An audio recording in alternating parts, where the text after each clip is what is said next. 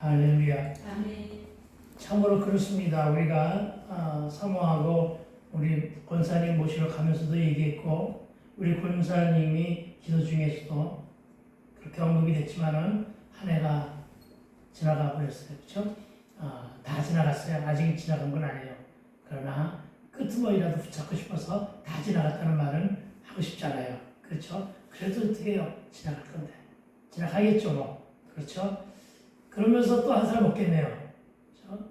우리 성수 형제처럼 이렇게 젊은 사람들이야 나이 먹는 거 별로 대수롭지 않지만은 제 입장에서는 나이를 먹는 게 그렇게 달갑지는 않아요. 그러나 어느 찬송가가 아니라 어느 유행가 가사에 있는 것처럼 나이를 먹는 것은 새로이 인생이 익어가는 것이라고. 익어간다는 것은 성숙되어 가는 것이란 말이죠. 그렇죠? 제가 가장 좋아하는 시 중에 하나가 뭐냐면은 국화협회서거든요. 한 송이의 불꽃을 피우기 위하여 봄부터 서쪽새는 그렇게 오른답니다. 네, 국화 한 송이, 그것이 가을 앞에 선 국화, 거울 앞에 선 국화, 거울 앞에 선 내눈이 같은 꽃, 그 국화는 성숙을 말하거든요. 우리의 성숙, 우리의 성장함이 믿음과 함께 하나님 앞에서 그렇게 굳세게 세워지게 되길 주 이름으로 축원드립니다. 아멘. 오늘 말씀이 그렇게 여러분의 심령 가운데 틀어박혀지게 되기를 주 이름으로 축원을 드립니다. 아멘. 오늘의 제목은 그런데 체포조와 고발자예요. 여러분, 여호수아의 여리고 정복 경쟁은 하나님께서 주신 지혜대로 하나님의 계획대로 하나하나 착착 진행되고 있습니다. 그리고 그 일의 처음은 정탐꾼을 보내는 일에서부터 시작됩니다. 그래서 먼저 우리는 정탐꾼이라는 말의 뜻부터 알아보기를 소망합니다. 정탐꾼이 뭐냐? 정탐꾼은 드러나지 않은 사실, 아직 드러내놓지 못하고 드러내서 말하지 못하는 것들을 몰래 살펴서 지형을 살피고 경계를 살피면서 알아내는 사람, 그런 사람이 바로 정탐꾼입니다. 따라서 이 정탐꾼의 역할이 얼마나 중요한 것이냐면 지피지기하면 백전백승이라 했습니다. 무슨 일을 하기 전에 여러분 정탐은 반드시 필요합니다. 내가 상대와 싸워서 이기려고 해도 상대를 아는 것이 가장 귀한 것임을 믿게 되길 주 이름으로 축원을 드립니다. 그것이 정탐입니다. 무슨 일을 하기 전에 정탐은 반드시 필요하듯 곧 실행되게 될 줄로 믿습니다. 전쟁은 물론 사업이나 장사 등 어떤 일을 시작하기 전에는 사전에 답사도 하고 온갖 유불리를 따지며 정보를 알아보고 전략을 세워 나가야 하기 때문에 정탐이 중요하다는 것입니다. 먼저 오늘 2장 1절의 본문에서 성경은 이렇게 말하고 있습니다. 두 사람을 정탐꾼으로 보내며 이르되. 아멘. 이 말씀은 개역 성경에는 어떻게 기록되어 있느냐면 가만히 보내며 이르되 가서 그 땅과 여리고를 엿보라 이렇게 말하고 있습니다. 어떻게 엿보라고요? 가만히 보내며 이럽니다. 그렇죠? 가만히 보내며 은밀하게 보냈다는 것이죠. 떠들썩하게 보낸 것이 아니라 어떻게 했다고요? 아주 살그머니 쥐도새도 모르게 다녀오라 이런 말이 되겠죠. 그렇죠? 왜 그랬을까요? 왜 여호수아는 지금 요단 동편에 머물러서 요단강 건너편에 있는 여리고 저 땅을 정복해야만 반드시 가나안 땅을 갈 수가 있는데 저 땅에 정탐꾼을 보낼 때 왜 딱 두 명만 보냈을까요? 그것은 38년 전에 정탐의 실패, 이것을 타산지석으로 삼기 위한 것입니다. 38년 전에는 어떤 일이 일어났었는데요? 38년 전에는 민수기 13장과 14장이 기록되어 있는데 그때는 지금은 여호수아가 진두지휘하고 있지만 그때는 모세가 이끌고 있었어요. 모세가 이스라엘 족속을 진두지휘하며 지파들을 대표로 뽑아 보낼 때는 12명을 뽑았어요. 12명을 정탐꾼으로 보냈는데 이 12명 중에서 10명의 정탐꾼들이 돌아와 보고를 하는데 어떻게 하느냐면은 민수기 13장 32절로부터 33절의 말씀에 이렇게 기록되어 있어요. 그들이 와서 보고하는 내용입니다. 이렇게 말합니다. 이스라엘 자손 앞에서 그 정탐한 땅을 악평하여 이르되, 이런 거예요. 악평하여 이르되, 그러니까 부정적인 시각을 가지고 부정적인 보고를 하는 거예요. 악평하여 이르되 우리가 두루다니며 정탐한 땅을 그 거주민을 삼키는 땅이요. 거기서 본 모든 백성은 신장이 장대한 자들이, 거기서 네피림 후손이 아낙 자손의 거인들을 보았나니. 여러분, 이 네피림이라는 건 창세기 때도 나와요. 이 네피림은 보통 사람들보다는 거대한 거인들이라고 합니다. 나중에 다윗과 싸웠던 골리앗도 바로 이들의 후손이라고 합니다. 그때 당시 그의 키가 무려 3m 정도나 되었다고 할 정도다가 거대합니다. 그런데 이 정탐꾼들이 본 들이 누구냐? 그런 거인들을 본 거예요. 그러니까 어떻게 돼요? 잔뜩 주눅이 들 수밖에 없는 거죠. 그렇죠? 그러면서 돌아와서 그렇게 고백하는 거예요. 우리가 그들을 스스로 보기에도 메뚜기 같으니, 스스로가 기죽어버린 거예요. 그렇죠? 열등감 속에 푹 빠져버린 거예요. 그리고는 그들이 보기에도 그와 같았을 것이다. 그러니까 그들이 보기에도 우리가 메뚜기처럼 보였을 것이다. 이렇게 보는 거죠. 그렇죠? 그런 거예요. 여러분, 우리가 개미를 봤을 때 개미를 무서워하는 사람들은 없잖아요. 그렇죠? 그 정도로 볼 것이다. 이렇게 부정적인 견해를 얘기한 거예요. 무슨 얘기입니까? 자기들의 주관적인 생각과 자기들의 경험을 다소 부풀리고 못해서 오로지 긍정적인 요소는 다 빼버리고 부정적인 것들만 보고하며 이스라엘 족속에게 실망을 주고 내부 분열을 일으키는 일로 그때 당시에 실패했기 때문에, 그런데 그때 그 일을 기억하는 여호수아는 오늘의 정탐 시에는 2명만 보낸 것입니다. 38년 전에는 그렇게 해서 그들 때문에 실패했으니까 오늘 이번만큼은 그렇게 12명을 우르르 보낼 것이 아니라 이번에는 2명만 보낸 거예요. 그렇죠? 왜냐하면 사람이 많으면 눈과 귀도 많고 말도 여러 갈래란 말이에요. 그렇죠? 예, 듣고 보고 온 것에 대한 반응도 다양할 거란 말이에요. 여러 갈래로 중구난방이 될 것이기 때문입니다. 그렇습니다. 조금 더 설명을 보태면 소수부족이었던 이스라엘 족속이 극심한 가뭄을 피해서 옆에 나라로다가 피신을 하죠. 그 나라가 애굽이죠. 오늘의 이집트입니다. 그 애굽으로 이주하게 되는데 이주 당시에 먼저 가 있던 사람이 있었죠. 그가 누구였죠? 그 나라에서 총리로 있었던 요셉이죠. 요셉의 인도 따라서 이집트 땅으로 간 거예요. 애굽 땅으로 간 거예요. 근데 갈 때에는 요셉을 총리로 삼아줬고, 그리고 히브리 족속, 이스라엘 족속들의 후원자인 애굽 왕 바로의 도움이 있었어요. 그래서 그들은 그곳에 가서도, 에집트에 가서도 안락하고 평화로운 삶을 살 수가 있었어요. 그런데 세월이 지난 거예요. 요셉도 죽었어요. 요셉의 후원자인 바로 왕도 죽었어요. 그 이후로부터 많은 세월이 지났어요. 그러다가 보니까 어떻게 바뀌어지기 시작했냐면은 애굽에서 그냥 일상적인 평등한 가운데 살았던 이스라엘 족속들이 종살이를 하게 되는, 그 애굽 사람들에게 종노릇하며 살게 되는 것처럼 형편이 바뀌어진 거예요. 힘든 생활을 하게 된 거예요. 그 시간이 무려 430년이라고 해요. 400여 년 동안에 종살이를 했어요. 그래서 그들이 기억해낸 것은 뭐냐면은 예전에 자기들이 하나님 여호와께서 아브라함에게 옛날에 이들이 아브라함의 후손들이니까 자기들의 조상 아브라함에게 허락하신 새 땅 가나안, 새로운 땅 가나안, 그 가나안을 향하여 하나님 우리의 소망을 들어주소서, 하나님 우리의 노예 같은 삶을 돌아보소서, 우리를 불쌍히 여기소서, 이렇게 간구하며 기도했어요. 이랬을 때 하나님이 400여 년 만에 이스라엘 족속의 그 기도를 들으셨어요. 그리고 아브라함의 언약을 생각해냈어요. 그런 하나님의 언약이, 하나님의 응답이 떨어진 것이 바로 80살 먹은 모세를 세워가지고 애굽 땅으로 보낸 거예요. 그리고 애굽 땅에 있어서 종살이 했었던 그 애굽 땅에 살았던 이스라엘 족속들을 끄집어낸 거예요. 아시겠습니까? 그래 끄집어내가지고 그들로 하여금 하나님이 홍해바다를 넘는 기적을 보여주셨고, 그리고 관에서도 보살피면서 살게 하신 거예요. 그런데 그들이 이제 정작 어디까지 왔느냐? 모세 인도 따라서 어디까지 왔느냐면 아까 얘기한 것처럼 바로 바람 광야.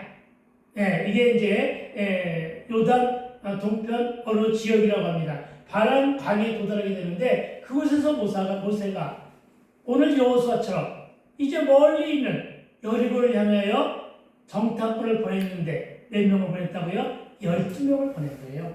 아시겠어요? 그러니까 모세가 보낸 정탐꾼은 12명이었다는 것이죠. 근데 이 12명의 정탐꾼 중에 10명의 정탐꾼들은 조금 전에 말씀드린 것처럼 스스로 메뚜기로 자처하며 저 가나안은 우리가 들어가 정복하기에 매우 어려운 땅이니 다시 애굽으로 돌아가자. 여러분, 하나님이 가장 싫어하는 것이 바로 뭐냐면요. 하나님이 가장 싫어하는 것은 바로 뭐냐면 기껏 구원해내서 예수 믿게 하고 천국에 대한 소망을 심어주는데 다시금 낙담하고 실신해서 좌절하고 세상으로 돌아가는 거예요. 하나님이 이스라엘 족속들을 갖다가 430년 만에 구해냈는데 그래서 광야까지 끌고 와가지고 이제 가나안 땅을 바로 눈앞에 두고서 이제 정탐꾼을 보내며 곧 정복해서 새로운 땅 가나안을 주실 것인데 그리고 거기서 안락하게 살게 할 것인데 그들의 불신과 그들의 불평과 그들의 불만 중에서 하나님을 가장 못마땅하게 여겼던 것이 바로 뭐냐면은 우리 이제 여기까지 왔으니까 우리는 여기서 죽어서 광야에서 우리의 매장기로 살기 싫다. 우리 다시금 애굽으로 돌아가자. 하나님이 가장 싫어했던 말, 하나님의 신기를 건드렸던 말이 바로 애굽으로 돌아가자는 말이에요. 세상으로 돌아가자. 기껏 알코올 중독과 망함의 사건에서 구해내가지고 예수 믿게 하고, 그렇죠? 예수 믿게 해가지고 하나님을 훈련시켜가지고 사용케 했는데, 근데 그가 그만 실신하고 낙담해서 에라 도로 세상으로 돌아가자. 예수 믿어도 소용이 없네. 하나님 믿어도 소용없네. 그냥 세상으로 돌아가서 다시 세속적인 가치를 가지고 그냥 시인낙락하며 술 먹고 다시 한번 살아보자. 이렇게 돌아가는 걸 하나님이 가장 싫어한다는 거예요. 알겠어요? 그 매가 바로 오늘 하나님의 징계가 된 거예요. 여러분, 그래서 어떻게 했다고요? 그래서 이들을 하나님이 거기에서 일주일 내지는 이제 열흘이면 갈 수 있는 그 가나안 땅에서 다시금 되돌려 가지고 43년간이라고 해요. 40년을 광야에서 횡단하게끔 만드신 거예요. 다시금 광야에 들어가서 고생 좀 해라. 그리고 그 대신에 출애굽 1세대는 갈렙과 여호수아만 빼고는 다 죽을 것이다. 그리고 광야에서 태어난 2세대와 그리고 갈렙과 여호수아는 가나안 땅을 가게 할 것이다. 이렇게 예언하신 거예요. 아시겠어요? 그리고 40년을 광야를 돈 거예요. 여러분, 우리 이 말을 어떻게 적용해야 되냐면 이제 곧 열심히 기도해가지고 이제 곧 열흘 정도가 있으면 하나님의 때가 오는 거예요. 이제 하나님의 응답이 오는 거예요. 그런데 한순간에 실수해가지고 한순간에 그냥 잘못 살아가지고 잘못 죄를 짓고 어떻게 됐어요? 그것이 응답이 뒤처진 거예요. 몇 년이나? 43년이나. 같은 거예요. 아시겠어요? 그러니까 우리가 기도할 때 끝까지 기도하면서 도중에 쉬지 말아야 될 이유는 거기에 있는 것임을 믿으시기 바랍니다. 끝까지 가야 되는 거예요. 아시겠어요? 그때 이 민수기 14장 6절과 9절의 기록을 증가해 보면은 눈의 아들 갈렙하고 눈의 아들 여호수아와 여분의 아들 갈렙이 이렇게 하나님께 호소합니다. 이것 때문에 사실은 하나님이 광야에서 이들만 살려준 거예요. 그가 뭐라고 그랬냐면은 눈의 아들 여호수아와 여분의 아들 갈렙이 자기들의 옷을 찢고, 왜 옷을 찢었을까요? 회개하는 겁니다. 아시겠습니까? 옷을 찢었다는 거예요. 옷을 찢었다는 건 세속적인 것을 벗어버리는 거죠. 그러나 여러분 회개할 때 아까운 그 옷 찢지 마시고 마음을 찢게 되길 주의 이름으로 축원드립니다. 네, 그 옷을 찢고 이스라엘 자손의 온 회중에게 말하여 이르되 우리가 돌아다니며 정탐한 땅은 심히 아름다운 땅이라. 여호와께서 우리를 기뻐하시면 우리를 그 땅으로 인도하여 들으시고 그 땅을 우리에게 주시리라. 아멘. 하나님은 이런 신앙 고백을 좋아한단 말이에요. 아시겠어요? 그러니까 산지 앞에서 주여 내 형편과 내 처지를 돌아봤을 때 도저히 나는 이 산지를 취하여 이곳에 교회를 세울 수가 없나이다. 하오니 주여 포기하겠나이다. 이것보다는 하나님이 원하시는 것은 주여 이곳이 필요한 금액이 5억인데 제가 부족한 것도 5억입니다. 하오니 주여 5억을 채워주셔서 하는 기도를 더 좋아하신다니까요. 아멘. 아시겠습니까? 그렇게 기도하게 되길 저희가 축원드립니다. 아멘. 그런 거예요. 그러면서 그가 정말 한 말 중에 가장 뭐라고 했냐면은 여러분 그 땅 백성들을 두려워하지 말라. 아니 이는 과연 적과 뿌리는 땅이니라. 다만 여호와를 거역하지 말라. 여호와 앞에서 여호와를 불순종하지 말라. 또 그 땅 백성을 두려워하지 말라. 그들은 우리의 목이라. 그들의 보호자는 그들에서 떠났고 우상은 떠났다 말이에요. 떠났고 여호와는 우리와 함께 하시느니라.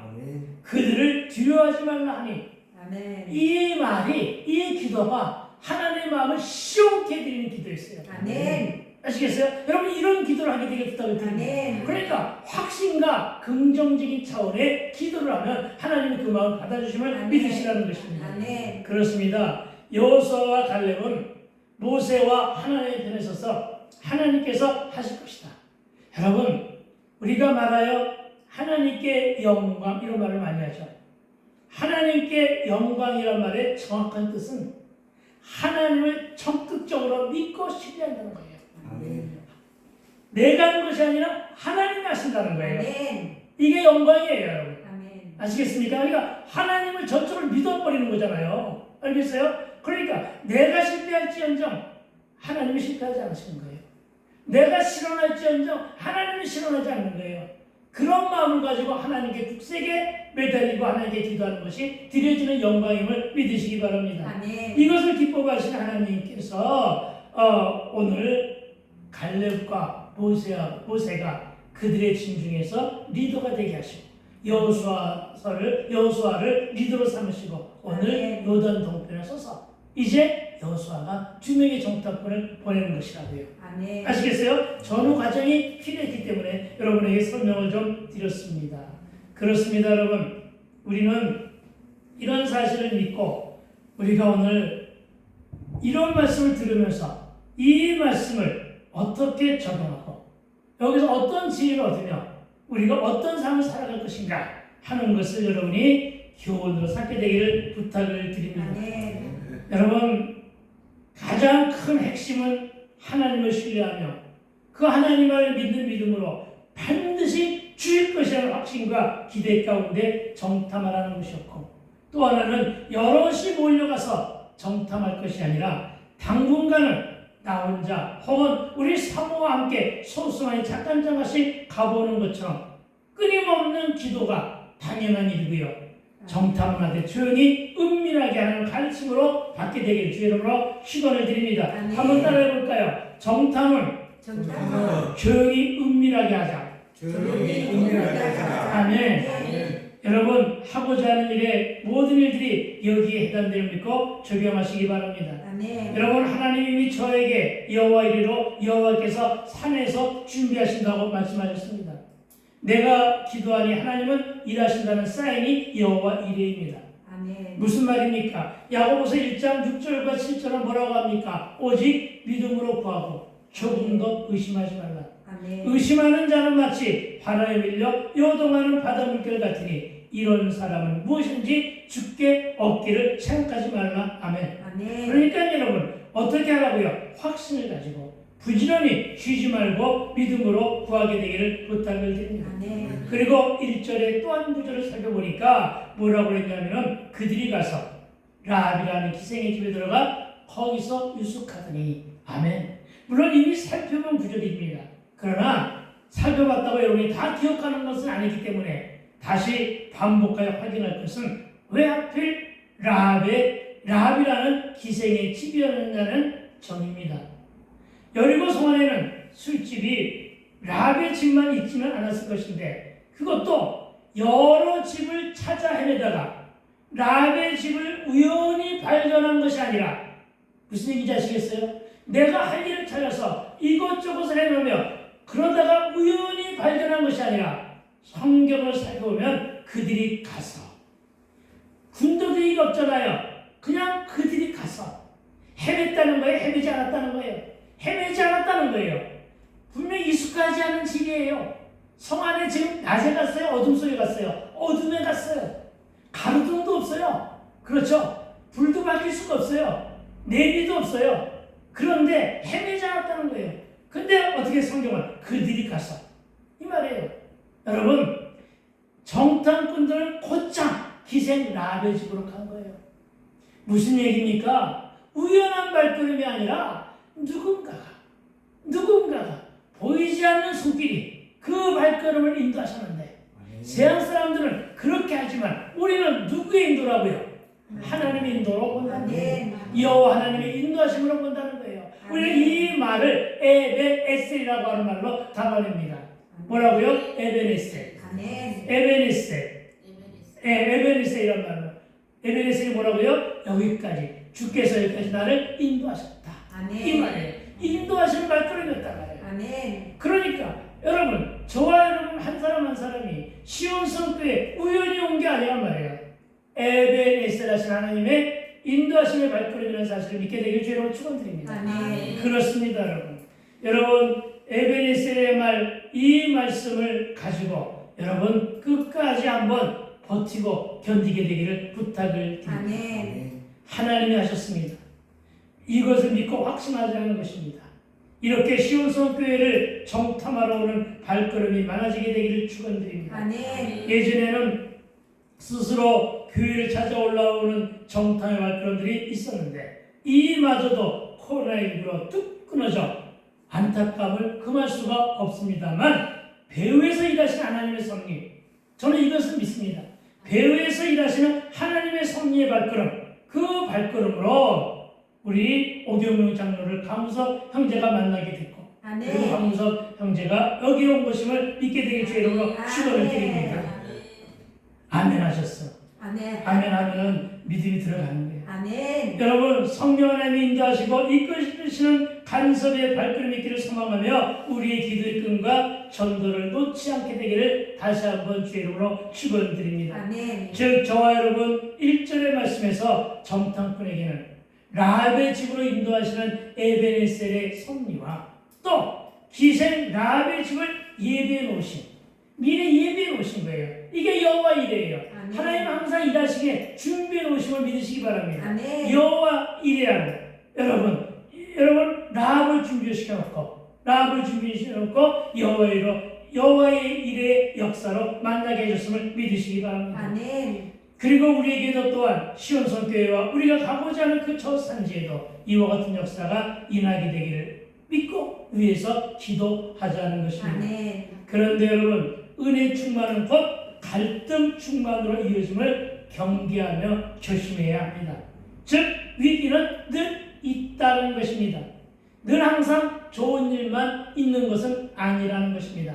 한자에도 호사 다마라는 말이 있듯이 우리 인생사에도 그런 일이 있듯이 여러분 우리 이 성경에도 오늘 본문을 보니까 여러분 은밀하게 조용히 정탐해도 방해자와 해방꾼은 있는데 이 말은 곧 위기는 늘 항상 존재한다 이 말입니다.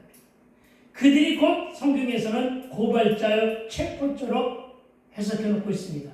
다시 말해 라가 같은 적극적인 협력과 효력이 있는 반면에 시기하고 질투하며 방해하는 자들도 있음을 유의하게 되기를 부탁을 드립니다.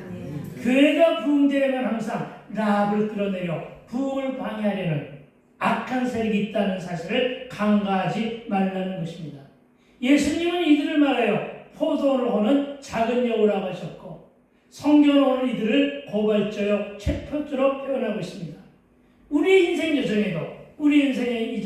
여정에도 수없는 고발과 체포자를 만나게 될 것입니다. 여리고성의 현재 권력자는 여리고 왕입니다. 2절입니다. 2절은 이렇게 기록하고 있습니다. 어떤 사람이 여리고 왕에게 말하 이르되 보소서, 이 밤에 이스라엘 자손 중에 몇 사람이 이 땅을 정탐하러 이리로 들어왔나이다. 여러분, 여기 여리고 왕에게 이르되 보소서 하는 자는 고발자입니다. 여러분, 권력자 옆에는 늘 이렇게 고발자들이 있음을 기억하시기 바랍니다. 이 고발자로 인해 락과 정탐꾼은 위기를 맞게 됩니다. 2절 본문에 뭐라니까? 본문에 말하여 이르되 하는 자는 바로 고발자라고 여러분에게 소개했습니다. 그렇습니다. 어떤 일이나 사건의 뒤에는 늘 고발자가 있습니다. 그래서 요즘에 특히나 기사를 두고서 운전하고 다니는 사람들은 정말로 차 안에서 조심해야 되는 거야. 누가 녹음하느냐? 운전사가 녹음하고. 운전사가 녹음하는 거야. 그래, 요즘에 핸드폰이 문제되더구만. 모든 게 다 녹음되니까. 그래서 명태균 사건도 생기는 거예요. 다 녹음이 되니까. 근데 명태균은 지가 녹음한 걸 가지고 터뜨린 것이 아니라 그 녹음기를 녹음한 제3자가 지금 터뜨리고 있는 거예요. 그게 나를 이렇게 혼란스럽게 만들잖아. 그렇죠? 그게 녹음이 때로는 유익이 되는 거야. 그걸 일일이 다 적은 이명헌이야 조명헌이야 같은 사람이 또 고발해가지고 이번에 또 이재명이가 또 5번째 사건에 걸려들었잖아. 그렇죠? 그러니까 좋은 것도 있고 나쁜 것도 있어요. 그렇죠? 그런데 좋은 일에만 사용하게 되기를 부탁을 드립니다. 여러분, 자기 유익에 따라 판단하며 고자질하는 자가 바로 고발자인데, 그는 먼데 있지가 않고 가까이 있습니다. 고발자는 먼데 있지 않고 가까이 있다고요. 그런데 이들은 잔꾀와 잔머리와 모함에 능한 족속들입니다. 무고로 모함하여 거짓 증언하기도 합니다. 그런 자가 내 주변에도 있다는 것입니다. 그런데 이런 자들은 남 탓과 함께 자기 변명에도 능한 자입니다. 솔직히 자기 잘못을 시인하는 사람들은 정직한 사람입니다. 그 사람들은 깊이 새겨도 관계가 없습니다. 그런데 항상 나는 잘못이 없는데 남의 탓하고 자기 변명에 말을 하는 사람들은 좀 믿기가 좀 힘든 사람입니다. 경계해야 될 사람입니다. 앞으로의 사회생활에 유념하시기 되기를 부탁을 드립니다. 물론 나보다 더 잘 알겠지만 여러분, 고발자는 거짓을 말하며 사과하지도 않습니다. 그리고 이런 자들은 힘 있는 자에게는 아첨도 잘하고 기생하며 살아갑니다. 말하여 숙주라고 합니다. 숙주라고 하죠. 우리는 이런 자들을 가리켜 악한 꾀에 빠져 사는 자들이라고 말하는데, 분명한 것은 이런 자들은 라합과도 교류가 있었던 자입니다.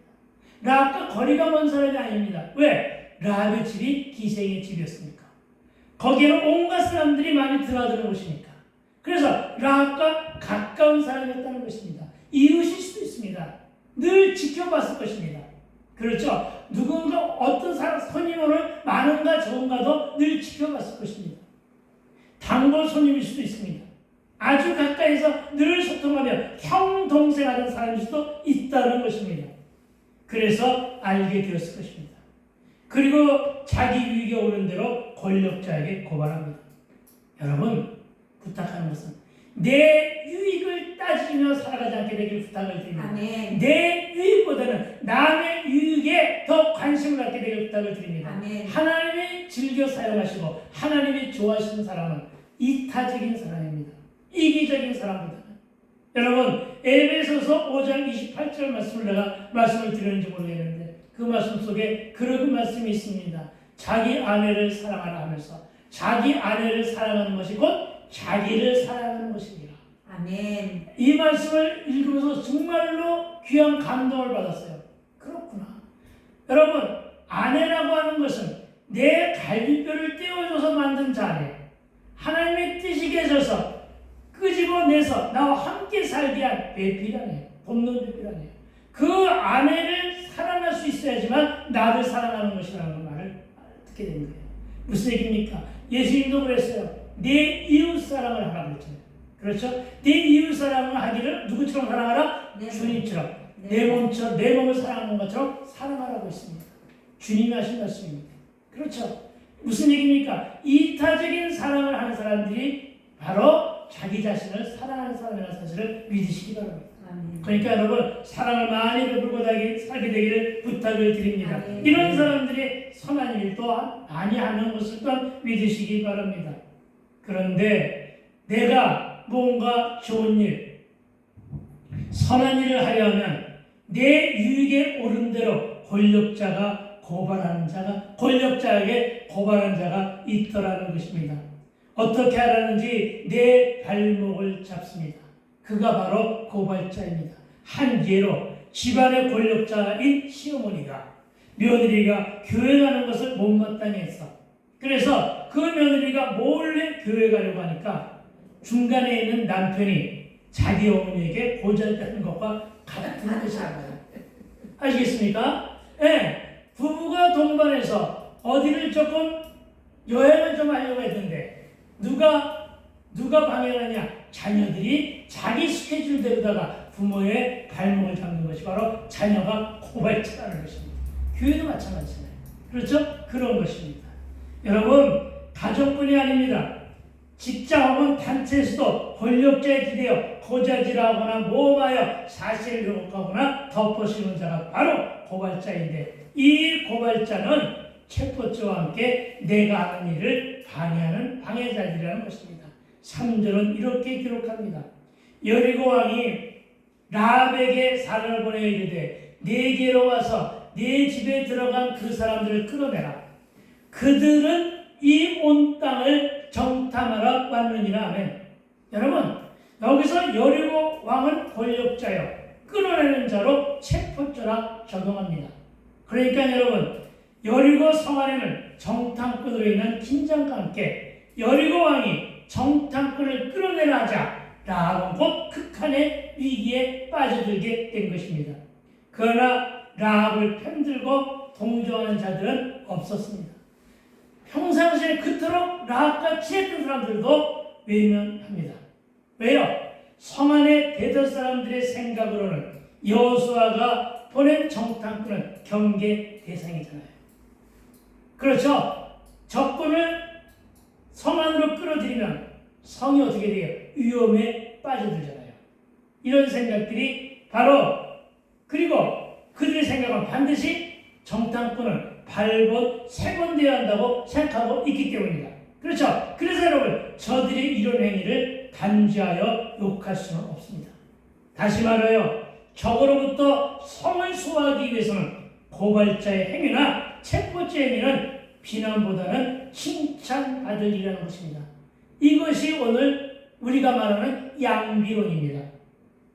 아시겠습니까? 세상의 잣대로 돌아봤을 때와 하나님의 잣대로 돌아봤을 때에는 상황이 이렇게 달라지는 것임을 믿으시기 바랍니다. 아멘. 그래서 이런 양비론 속에 있지 마시고 우리가 무엇을 판단할 때에는 세상의 잣대가 아닌 하나님의 잣대로 우리 눈높이를 돌려줘야 된다는 사실을 믿게 되길 주의로 축원드립니다. 이것을 오늘 말하기 위해서 체포죄와 그리고 고발자로 여러분 이 제목을 그렇게 만들어 놓은 것입니다.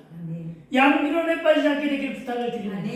하나님의 하나님 중심의 이 땅을 다스리게 하겠다는 것은 구속사라고 합니다. 그것을 말하여 구속사입니다. 그리고 구속사의 가장 핵심은 구원입니다. 하나님께서 구원을 통하여 영광 받으시는 것임을 믿으시기 바랍니다. 하나님께서 왜 예수님을 이 땅에 내려보내셨는가? 그 예수가 구원의 십자가의 사역을 통해서 하나님께서 영광 받으시기 위해서입니다. 그러니까 구원이 곧 하나님께 영광을 드리는 이름을 믿게 되길 주의로 축원을 드립니다. 그렇습니다. 그래서 우리는 하나님의 구속사적인 입장에서, 신본주의적인 입장에서 생각을 해야지, 사람들 중심으로 생각하지 말라는 것입니다. 사람들의 중심에서 사고하고 생각하는 것은 사람들의 이익에 따라서 자기 유익에 따라 생각하는 것을 말하면 인본주의라고 합니다. 그러니까 인본주의에 빠지지 말고 어떻게 하라고요? 신본주의로 돌이켜야 된다는 거예요. 하나님이 저와 여러분에게 원하시는 변화의 여건은 바로 인본주의적인 삶을 벗어나 신본주의로 돌아오라는 거예요. 아멘. 세속적인 가치관은 여러분 세속을 살아왔잖아요. 그런데 여러분 세속을 살아오면서 우리가 가진 것은 뭐예요? 늘 실패하고 실수했고 늘 병들고 아프고 멍들고 지치고 고난받고 고통당하고 연단 가운데서 힘들어하면서 받은 게 상처잖아요. 그렇죠? 그리고 오랜 세월을 지나오면서 낡고 후해져가지고 그렇죠? 우리 권사님처럼 머리가 허해지고 우리 손주가 와가지고 뭐라고 그러냐면은 할아버지 머리도 하얘졌구나 이러더라고요. 그래서 무슨 소린가 했더니 뒤에 와가지고 내 머리를 이렇게 보면 내 머리 여기 이렇게 하얗거든요. 할아버지 머리도 하얗네 이러더라고요. 그렇죠? 우리 강수 형제도 아직 나이에 비해서 머리가 허해졌단 말이에요. 그렇죠? 그거 얘기하는 것이 아니에요. 머리 허해진 거 건강은 전혀 상관이 없으니까. 다만 세월을 따라서 몸도 연약해지잖아요. 아멘. 힘들잖아요. 병들잖아요. 받은 건 상처잖아요. 그것이 바로 세속적인 가치에 따른 삶이잖아요. 그런데 이런 세속적인 가치의 삶을 떠나서 어떻게 하라고요? 성경적 가치로 돌아오라는 얘기예요. 아멘. 왜? 성경 속에는 뭐가 있냐고요? 치유와 회복에 대한 얘기가 있잖아요. 아멘. 성경에 뭐에 대한 얘기가 있어요? 구원에 대한 얘기가 있잖아요. 성경에 뭐가 돼서 사랑에 대한 얘기가 있잖아요. 그렇죠? 그래서 세속적인 가치로 살던 사람들이 쉼을 얻기 위해서는 어떻게 하라고요? 가치관을 다르게 하라고요. 어떻게 가치관을 다르게 하라고요? 세속적인 가치관이 아니라 성경적 가치관에 돌아오라. 아멘. 성경 속에서 유한을 삼으라. 아멘. 아멘. 왜요? 여러분 성경 안에 살아오는 인물들이 저와 여러분의 삶과 전혀 다르게 살지 않고 똑같이 살아왔어요.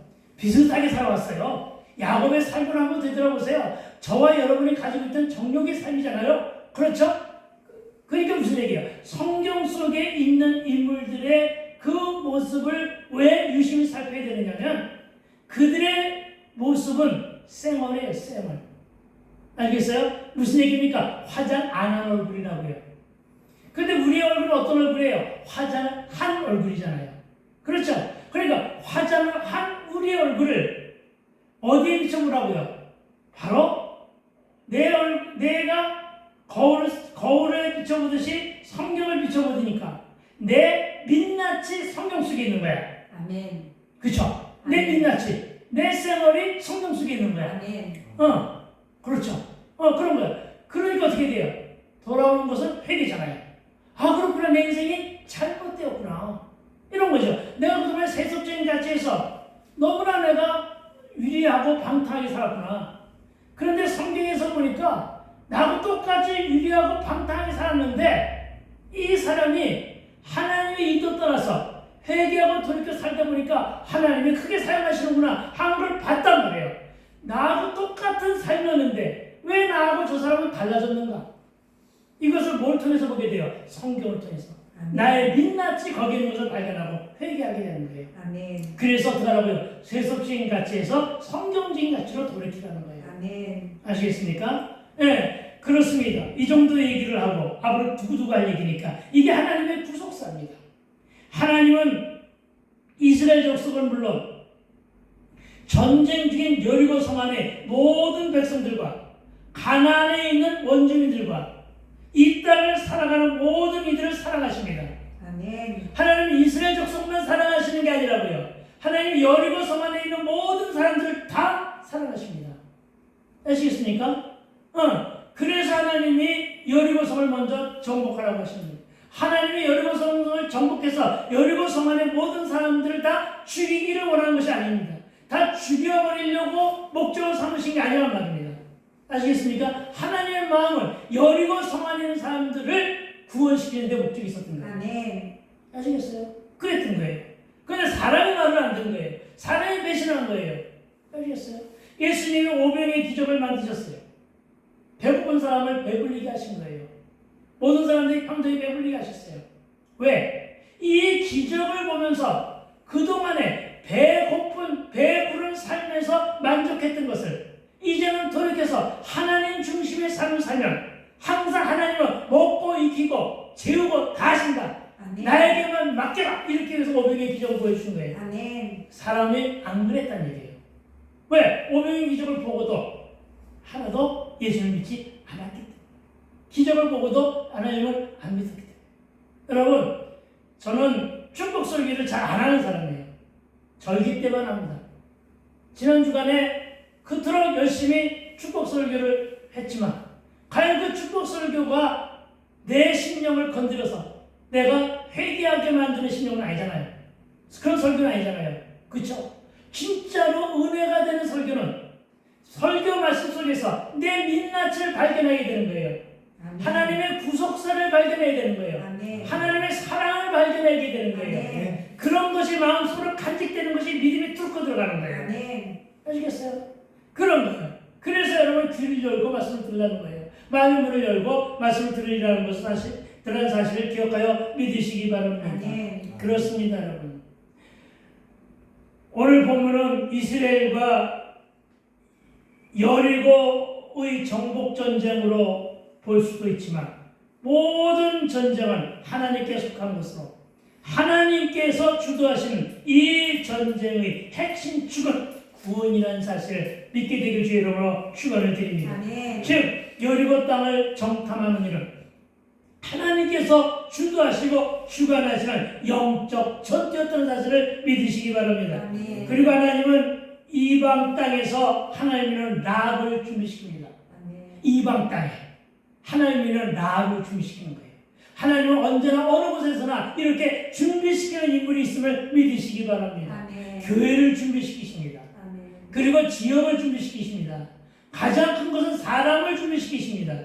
여러분, 왜 만남의 축복을 여러분이 위해서 기도하라고 하느냐면 이런 준비시키는 사람들을 만날 수 있어야 된다는 사실을 기억하시기 바랍니다. 하나님이 라합을 준비시켰습니다. 그리고 정탐꾼을 그에게로 보냅니다. 그러나 그 일이 그만 발각되었습니다. 아무리 은밀하게 진행된다 하더라도 지켜보는 눈이 있어 누구는 밀고하고 누구는 권력의 힘으로 체포하러 왔습니다. 하나님을 모르고 믿지도 않은 이방인들이 보기에는 정탐꾼과 라합의 경계 대상일 수밖에 없기에 그랬을 것입니다. 그리고 오늘 정탐꾼과 라합은 위기를 맞이합니다. 그러나 정탐꾼의 행로와 준비시킨 라합은 하나님의 구속사적인 기록이기 때문에 이들은 누가 보호하신다? 하나님이 보호하신다는 사실을 믿으시기 바랍니다. 우리 인간 사이에도 얼마든지 이런 방해와 연단과 위기와 고난은 있을 수 있다는 점을 기억하여 믿으시기 바랍니다. 그 일이 바로 하나님을 위한 일입니다. 교회를 세우고 복음을 전하는 일로 선한 일이 할지라도 이런 어려움은 있을 수 있게 된다는 점을 믿으시기 바랍니다. 그런데 이럴 때 라합의 처신이 주목됩니다. 우리는 다음 장에서 라합이 하나님이 준비하신 영혼 라합이 어떤 지혜로운 처신에 따라서 여리고 성 안의 멸망과 개인은 물론 그 멸망하는 성 안의 과정 속에서도 개인은 물론 가족까지 구원을 시켰을까 하는 것을 지켜보고 발견하게 될 것입니다. 그러나 오늘 보면 여기까지이기 때문에 오늘은 여기까지만 하고 다음 주를 기대하시라. 개봉 할렐루야. 아멘. 기도합시다. 그렇습니다. 하나님, 참으로 모든 일들이